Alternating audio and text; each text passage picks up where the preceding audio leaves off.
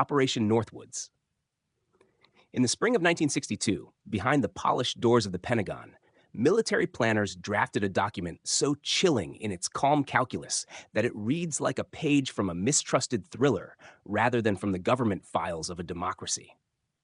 Operation Northwoods was not a battle plan for tanks or missiles. It was a catalog of deception. Its authors proposed staging false flag attacks, fabricating incidents, and covertly killing innocents if necessary, all to manufacture public outrage and create a pretext for war against Fidel Castro's Cuba. The paper described hijackings, orchestrated bombings, and even the staged discovery of casualties to be blamed on Cuban agents and used to rally U.S. and international support for intervention.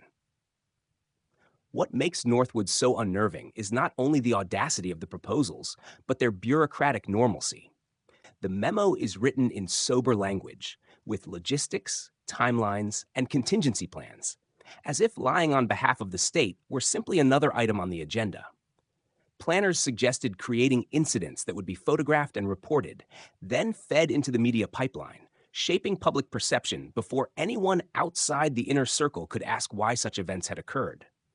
In one hypothetical, a civilian airliner would be made to appear as if shot down by hostile forces.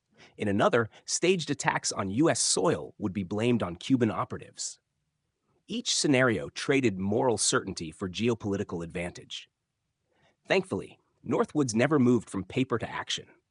For all the cold, mechanistic precision of its proposals, it collided with a different current of decision-making. President John F. Kennedy and his advisors, and later the civilian leadership at the Pentagon, did not greenlight those deceptions.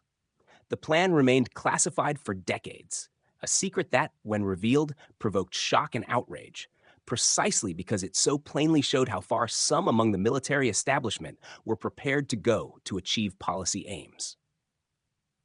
The story of Operation Northwoods raises questions that are still urgent today, about the limits of statecraft, about the moral cost of covert operations, and about the safeguards a republic must maintain when secret plans are drafted behind closed doors. It is a reminder that democratic institutions depend not simply on strategic competence, but on ethical constraints and civilian oversight to prevent the engineering of consent through lies and staged violence. So we remember Northwoods not as a triumph of imagination, but as a warning. It is evidence that the machinery of war can sometimes conceive of means that would repudiate the very values it claims to defend. That such a plan existed and was set aside is both a dark footnote in history and a small consolation. The designers of deception were not allowed to rewrite reality with blood.